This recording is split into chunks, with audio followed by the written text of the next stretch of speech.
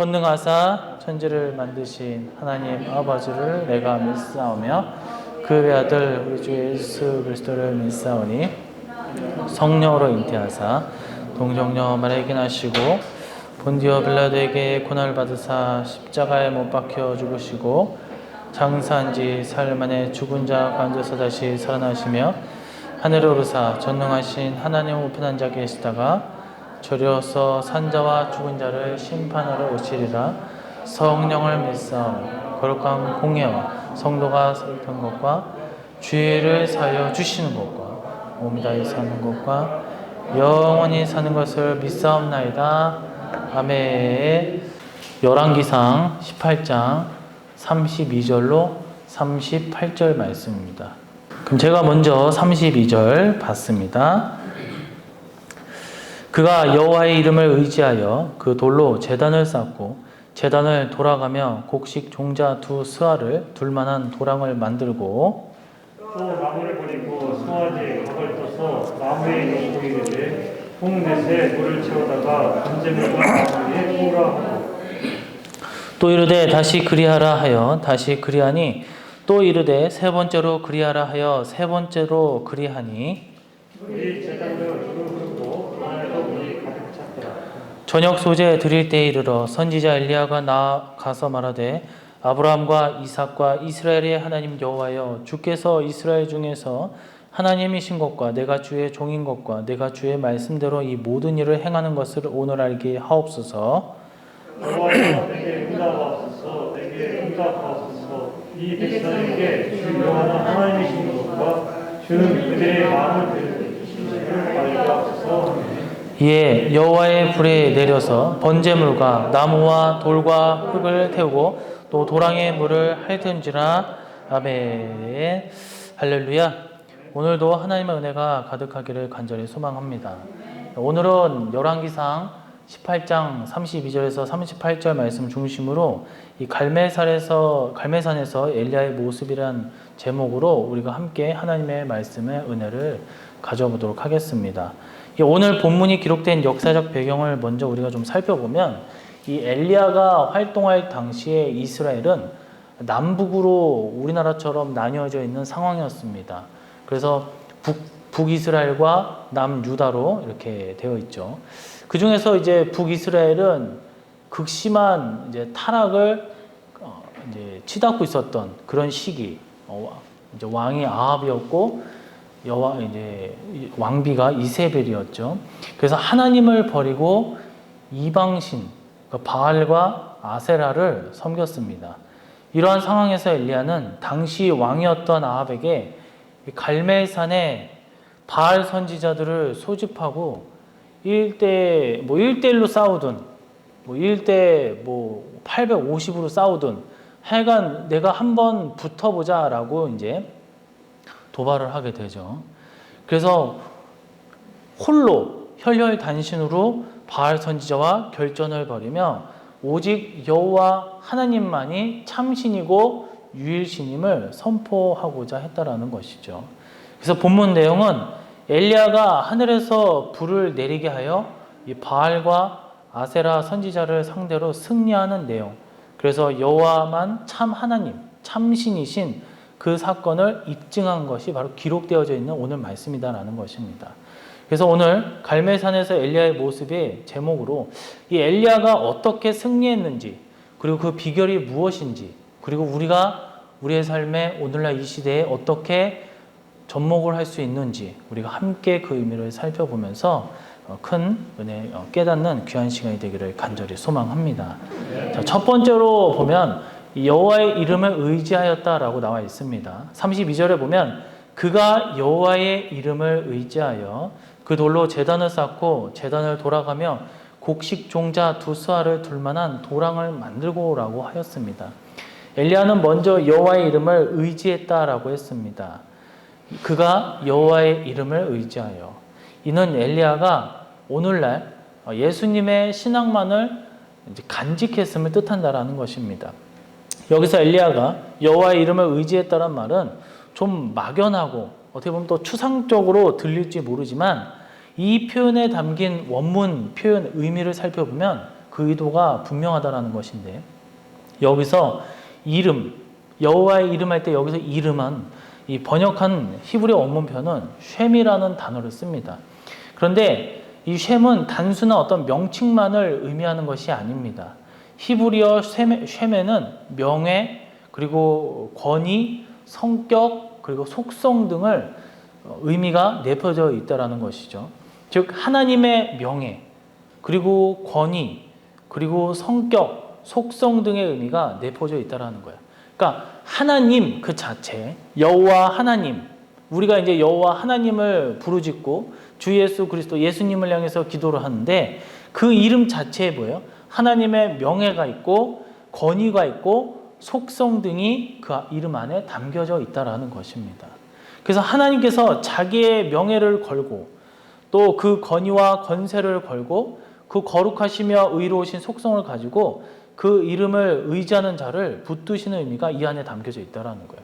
그래서 우리가 기도를 할 때, 또 찬양을 할 때, 또 우리가 말씀을 읽을 때, 어떤 신앙생활을 할 때, 믿음을 보여줄 때 여호와 하나님의 이름을 부르는 자는 그 속에 단순히 이름만 있는 것이 아니라 권위가 있으며 그 이름만으로도 악한 무리가 퇴치되고 어둠 속에 빛이 밝아오르며 또한 맛을 잃어버린 소금의 그 역할을 충실히 해낼 수 있다는 것입니다.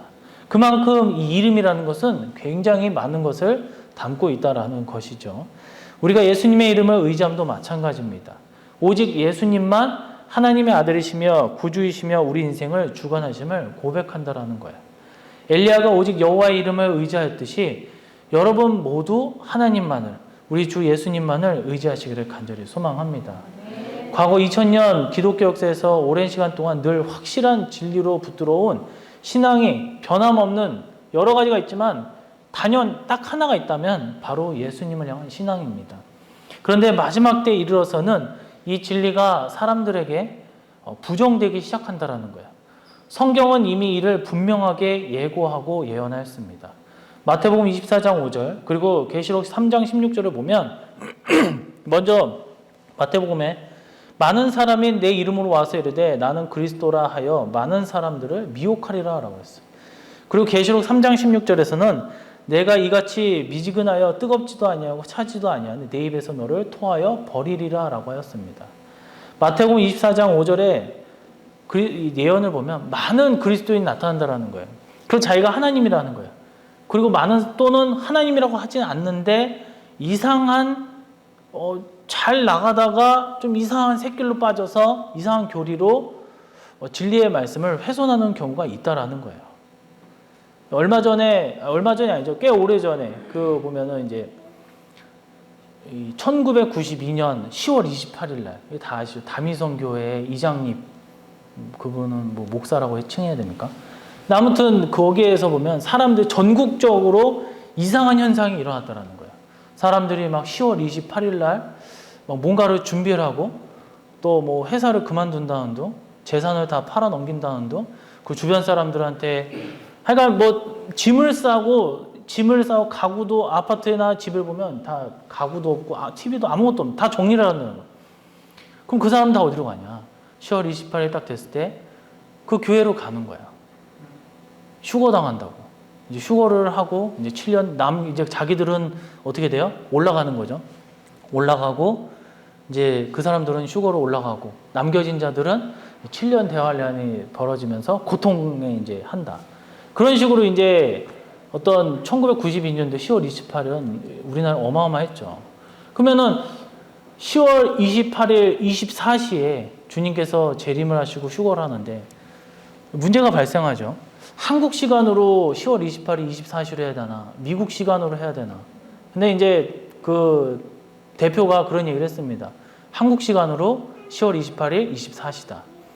그러면 하늘로 뜨면 이 천장도 있고 그럴 텐데 어떡하냐. 그거는 괜찮다는 거예요. 벽이고 천장이고 다 통과할 수 있다라는 거예요. 근데 이제 금 붙이고 이런 거는 가져가 봐야 소용이 없으니까 다 팔라고 얘기를 했다고 합니다. 근데 왔습니까? 오지 않았죠. 해외 외신들도 와가지고 막 구경하고 막 기자들이 와서 과연 어떻게 되나. 그때 당시만 해도 이 세기말에 대해서 굉장히 관심이 높았으니까. 그러지 않았다라는 거예요, 결국에는. 그러면 왜 1992년 10월 28일일까요? 뭐 여러분은 아시는지 모르겠지만 1999년 노스트라다무스가 1999년에 뭐예요? 종말이 온다 그랬잖아요. 그래서 그 사람이 그러니까 1999년에 노스트라다무스가 종말이 온다 했으니까 거기다가 7년 대화는 7년을 빼면 1992년이 된다는 거예요. 그리고 10월 28일은 어떻게 하냐? 그러니까 뭐 복잡해요. 막 성경도 자기가 해석을 해보니까 10월 28일이다. 가짜는 소리를 하더라고요. 그거 왔습니까? 안 왔죠. 오지 않았습니다. 그 뭐예요? 이 마태복음 24장 5절에 보면 많은 사람이 내 이름을 와서 이르되 나는 그리스도라 하여 많은 사람 미혹한다라는 거예요. 근데 꼭 미혹당하는 사람이 있다라는 것이죠. 그 사람들 다 어떻게 됐을까요? 과연 제대로 된 신앙생활을 하고 있겠습니까? 그러나 이런 예언은 단지 잘못된 어떤 이단 교주와 관련된 내용만 있는 것이 아니라 이는 구세주라는 의미의 그리스도가 많아진다는, 그러니까 다시 말해서 뭐예요? 정말 이 종교다원주의를 가리키는 예언이라는 거예요. 계시록 3장 16절의 내용은 계시록 7교회 중 최종적인 교회로서 이 라오디게아 교회에 대한 이게 소리가 커요. 저한테는. 자꾸 이게 오히려 더 떨어지게 하는데 너무 커가지고. 그래서 계시록 3장 16절의 내용에 보면 7교회 최종적인 교회로 이 라오디게아 교회에 대한 예언은 차지도 더웁지도 않는 이런 표현은 뭐예요? 라오디게아 지역에 보면 그때 당시에 이제 그 지역, 지금도 그럴 수도 있지만 온천이 있었다라는 온천. 그리고 한쪽에서는 냉천이 있었다라는 거예요. 그래서 서로가 만나면 당연히 물이 미지근해지겠죠. 그거를 이제 빗대어서 이제 말씀에서 이제 기록되어 있다는데 차가움과 뜨거움이 만나니까 당연히 이거는 차지도 않고 뜨겁지도 않겠죠. 이 미지근한 걸 누가 쓰겠습니까?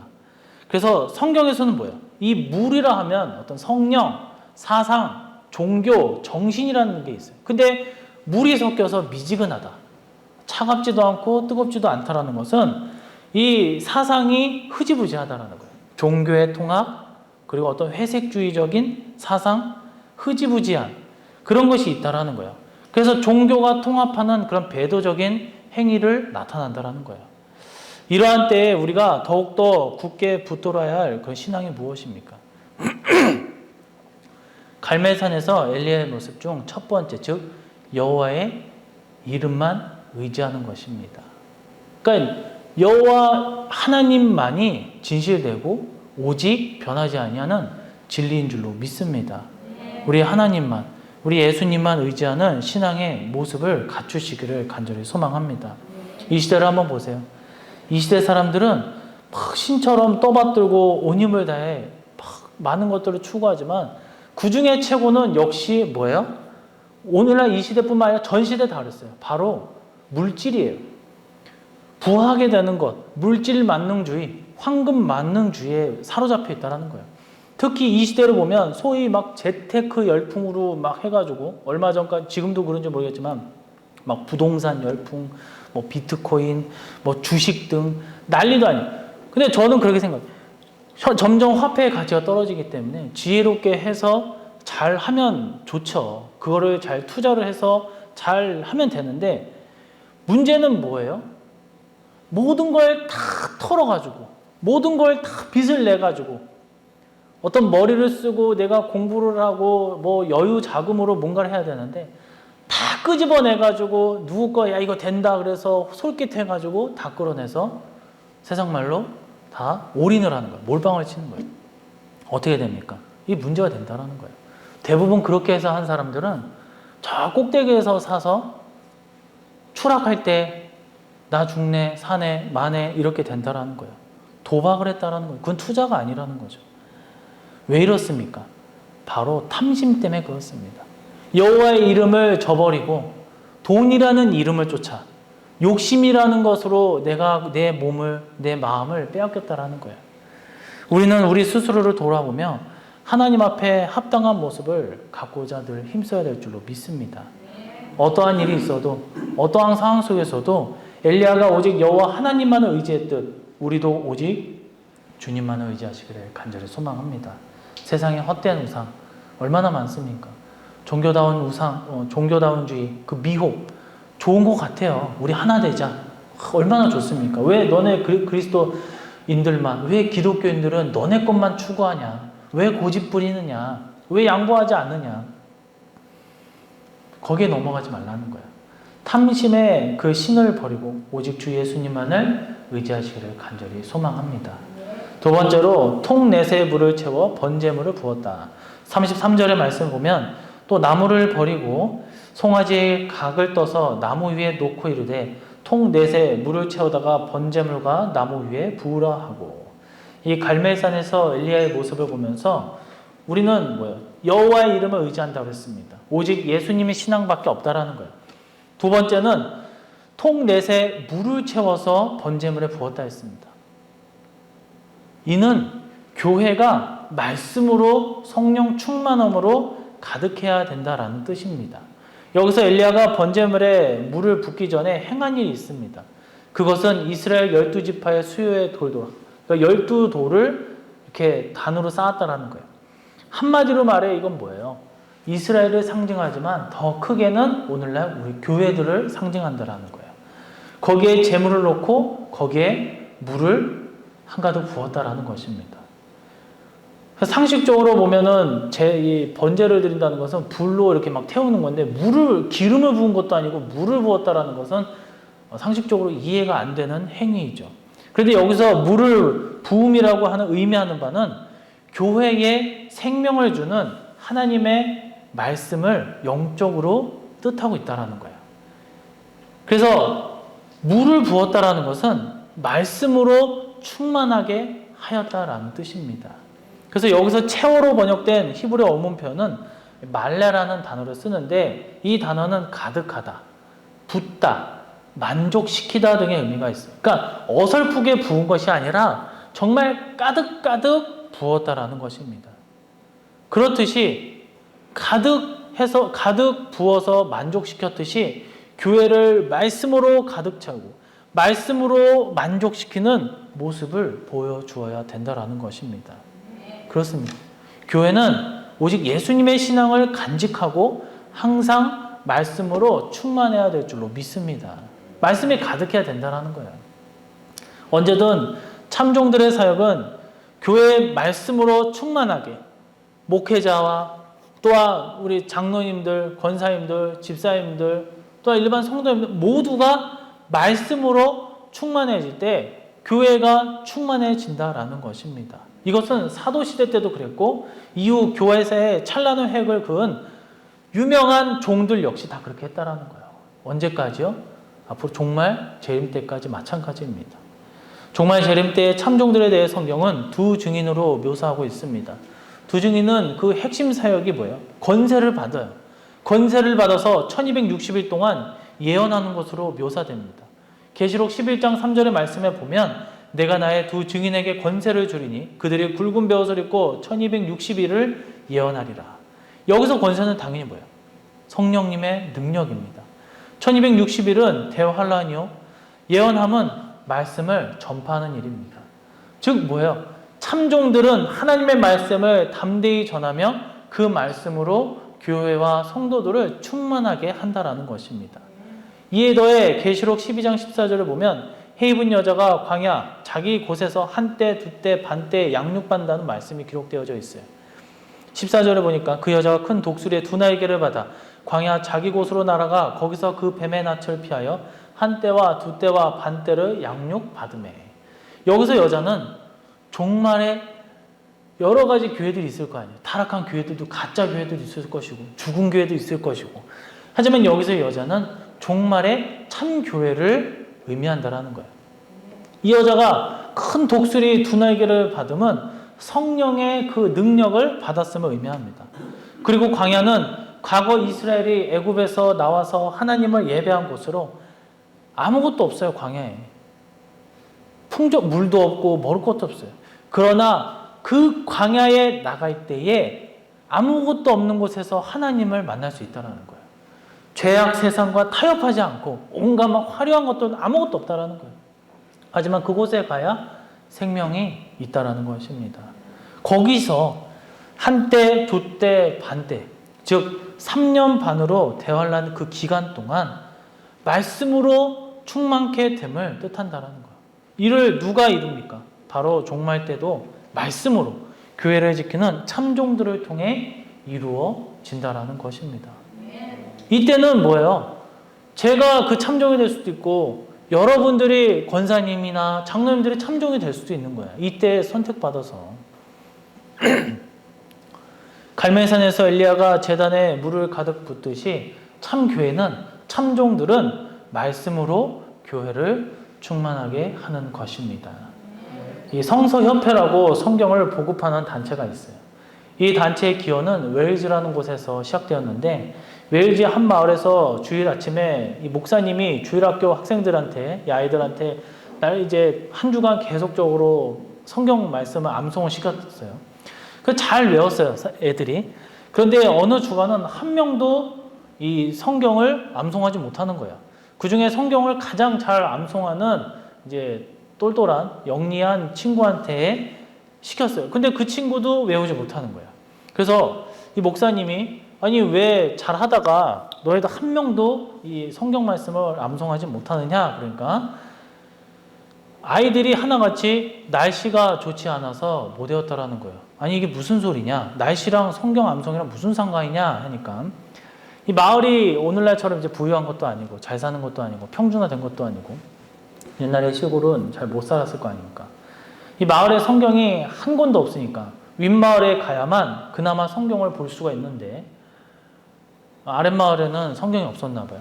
날씨가 좋지 않은 날에는 성경을 보러 갈 수가 없었다라는 거예요. 이로 인해 그 목사님은 성경 보급성의 중요성을 깨닫기 시작했고 성경 없는 사람들에게 성경을 어떻게 해서든 보급하고자 이 성서협회를 만들었다고 합니다. 이 참종들의 역할은 바로 뭐예요? 이처럼 말씀으로 교회를 어떻게 해서든 채워나가는 겁니다. 엘리야가 제단에 물을 가득 붓듯이 말씀으로 가득 채우는 것, 그것이 참종의 사역인 줄로 믿습니다. 자, 세 번째로 제단에 여호와의 불을 내리게 하였다. 38절에 보면 이에 여호와의 불이 내려서 번제물과 나무와 돌과 흙을 태우고 또 도랑에 물을 핥은지라. 갈멜산에서 엘리야의 모습에 관한 의미가 우리는 무엇인지를 확인하고 있습니다. 이제 마지막으로 제단에 여호와의 불을 내리게 했다라는 거예요. 이는 교회를 뭐예요? 성령님으로 충만케 하였음을 뜻합니다. 두 번째는 말씀으로 충만케 가득 채웠다면 세 번째는 바로 성령님의 충만함, 성령의 역사, 능력이 나오는 교회를 뜻한다라는 것입니다. 엘리야의 사역은 전체적으로 어느 한 곳에 집중되어 있는데 바로 제단입니다. 제단을 수축하고 제단에 물을 붓고 이어 제단에 불이 내리게 했다라는 거예요. 여기서 제단은 뭐예요? 곧 교회이며 예배입니다. 물을 부음은 말씀으로 충만케 하였고 불을 내림은 당연히 성령 충만하게 함을, 당연히 성령의 역사와 하나님의 응답을 뜻하고 있습니다. 여기서 불을 내리다라고 한 여기 내리다로는 번역된 원문 표현은 나팔입니다. 이 단어는 떨어지다, 내려앉다, 그리고 습격하다 등의 의미가 있습니다. 마치 하늘에서 벼락같이 내렸다는 거예요. 그냥 스물스물 내린 것이 아니라 우르릉 쾅 하면서 어제 천둥 치던데 그런 것처럼 막 어마어마하게 하면서 막 돌풍을 일으키면서 확 강하게 내렸다는 거예요. 그냥 막 몰래 이렇게 스물스물 내려온 것이 아니라. 그러니까 신약적으로 성령님께서 교회 위에 호련히 임하여 사람들을 감동시키고 교회를 장악하고 교회를 거룩하게 능하게 세우시는 모습과 연결이 되어지는데 이 엘리야의 모습은 이처럼 교회로 하여금 성령 충만하게 하는 모습을 뜻하고 있다는 거예요. 어느 시대나 엘리야처럼 교회를 성령 충만케 하는 주님의 종들이 있어야 될 줄로 믿습니다. 그래야 교회가 거룩하고 또 능하게 되는 것입니다. 계시록 11장 5절의 이하를 보면 앞서 말씀드린 정말 참종들인 두 증인의 사역에 대해서 기록하고 있는데 만일 누구든지 그들을 해하고자 하면 그들의 입에서 불이 나와서 그들의 원수를 삼켜 버릴 것이요 누구든지 그들을 해하고자 하면 반드시 그와 같이 죽임을 당하리라. 엘리야가 산에 올라가서 이게 뭐 거기서 걸터 앉아 있을 때 이 아하방이 보낸 군사들이 있잖아요. 그래서 야 엘리야 이 반역죄인아 나와. 아하방을 욕되게 했으니까 너를 끌고 가야 되겠다. 그래 그러든지 말든지 해서 하늘에서 불이 막 내려와서 다 태워 죽였단 말이야. 그 다음부터 이제 군사들이 막 엘리야를 두려워했다라. 그런 것처럼 1260일 동안 이 말씀 복음 사역을 전도하면서 말씀을 선포할 때에 아무도 건질 수 없다라는 거예요. 혹 누가 오늘날처럼 뭐 교회 왜 문을 열며 예배를 드리고 있습니까? 벌금 때리겠습니다. 뭐 하겠습니다. 왜 그래서 경찰서 나오세요. 그러면 다 이제 불에 다 타 죽을 수 있다라는 거예요. 하나님께서 그렇게 만들어 주신다라는 거예요. 그 1260일 동안은 아무도 건질 수 없다라는 거예요. 6절에 보니까 그들이 권능을 가지고 하늘을 닫아 그 예언을 하는 날 동안 비가 오지 못하게 하고 또 권능을 가지고 물을 피로 변하게 하고 아무 때든지 원하는 대로 여러 가지 재앙을 땅을 치리로다. 모세처럼 엘리야처럼 여러 선지자들처럼 막 능력이 나타난다는 거예요. 필요하다면 오늘 내가 날씨 조정해야지 이런 것이 아니라 필요하다면 하나님의 복음 사역에 그것이 어떤 내 앞길을 막고 있다면 다 치워버린다는 거예요. 종말의 참종들은 하늘에서 불을 내려 원수를 삼키게 하고 비가 오지 못하게 하면 권능으로 물을 피가 되게 한다는 거예요. 과거 엘리야와 모세가 그랬던 것처럼. 그러나 그 둘을 합친 것 그 이상의 능력을 갖고 있는 종이 바로 두 증인이다라는 것입니다. 이러한 역사는 어떠한 방식으로 종말에 이루어질지 알 수가 없습니다. 하지만 이는 성령 충만함으로 말미암아 이루어지게 될 줄로 믿습니다. 종말은 대환란의 때이며 교회가 무너져가고 이 성도의 신앙이 점점 더 약해지는 미혹의 시대입니다. 보세요. 예전에는 우리가 막 강성하고 막 전도도 잘 되고 뭐하고 그랬어요. 그런데 이제 진짜를 품고 있는 우리는 가짜들한테 압사당하기 직전이라는 거예요. 얼마 전에 제가 유튜브에서 뭐 부동산 무슨 경제 뭐 여러 경제를 막 보다가 뭐 무슨 사건 사고 막 보다가 누가 그런 얘기를 하는 거예요. 그 지방에 있는 그 많은 사람들이 보니까 쏟고 말고 그렇게 또 시골도 아니었던 것 같아요. 보니까 이제 다문화 가정들이 많은 거예요. 우리 저희 딸도 그 사람도 다문화인가? 아무튼 한 명 있는 것 같아요. 좀 특이하게 생겼더라고요. 외국에 같이 생겼는데 보니까 물어보니까 외국에서 왔다고 하더라고요. 아무튼. 근데 지방에는 다문화 가정이 많은 거예요. 근데 어떤 한 부부가 남편도 아내도 둘 다 한국 사람이에요. 그러니까 이 자녀도 토종 한국 사람이겠죠. 그래서 이제 학교를 갔는데 보니까 뭐 10명 중에 9명이 다문화고 자기 자녀만 한국 사람인 거예요. 그럼 누가 다문화입니까? 여러분? 누가 다문화 가정이에요? 한 명의 한국 사람이 다문화 가정이 돼버린 거죠. 그러니까 9명이 한 사람을 왕따를 시키는 거예요. 그 부모가 되게 속상해한다고 그러더라고요. 이 다문화 가정의 사람들이 한국 사람을 왕따를 시키는 거예요. 야, 넌 뭐야? 그러면서. 우리의 종교도 우리의 신앙도 마찬가지입니다. 점점 보세요. 교회는 하늘 높이 건물들이 올라가고 더 좋은 시스템으로 바뀌어가고 뭐 이 성경으로 우리가 뭐 합니까? 뭐 모바일로 하고 또 인터넷, TV 뭐 여러 가지를 통해서 더 많은 소식들을 접하고 우리가 많은 것을 뭐 도서관에 안 가도 그냥 내 손 안에서 많은 지식을 우리가 갖게 된다라는 거예요. 근데 그 과정 속에서 더욱더 많은 진짜보다 더 많은 가짜들이 우리를 향해서 오고 우리를 유혹하고 우리를 오히려 잘못됐다고 하고 더 많은 사람들이 손에 손을 잡고 진리를 훼손시키고 우리를 괴롭힌다는 거예요. 지금도 그렇죠. 그러나 앞으로 대환란 때는 더 그렇습니다. 과연 우리가 이 예배당에서 예배를 드릴 수 있겠습니까? 앞으로 우리가 어떻게 될지 몰라요. 정말로 이제는 우리는 광야에 가야 된다라는 그 광야가 어딘지 모르겠어요. 뭐 누구처럼 어디를 가야 된다. 뭐 그러면은 그건 또 가짜겠지만 어딘진 모르겠지만 우리는 앞으로 그 환란의 시대를 우리가 맞게 된다면 뭐 제 시대에 올지 우리 시대에 올지 뭐 10년 뒤에 올지 100년 뒤에 올지는 모르겠어요. 그러나 그 시기를 맞는다면 우리의 힘으로 하는 것이 아니라 아무리 그들이 강성하고 강대하고 아무리 달콤한 유혹을 한다 하더라도 우리는 넘어지지 말고 우리의 것, 우리의 그 진리의 말씀을 붙들고 나아가시기를 간절히 소망합니다. 아멘. 갈멜산에서 엘리야의 모습처럼 정말 제단을 쌓는 정말 그 물을 부어서 하나님의 그 응답을 받는 말씀의 충만함과 여호와의 이름을 의지하고 말씀의 충만함과 성령의 불을 받는 우리 교회와 우리 성도님들이 되시기를 주님의 이름으로 간절히 축원해 드립니다. 이 시간 우리가 다 같이 기도하도록 하겠습니다. 오늘은 갈멜산의 엘리야라는 주제로 우리가 말씀을 나눠보았습니다. 이 시대 우리는 그 어느 때보다도 힘든 시기를 보내고 있습니다. 그러나 앞으로 대한 환란은 더 극심하고 더 많은 사람들이 무너지는 모습을 보게 됩니다. 그러나 지금 이 정도에서도 우리는 많은 신앙인들이 무너지고 지쳐가고 교회를 떠나는 것을 우리가 볼 수 있습니다.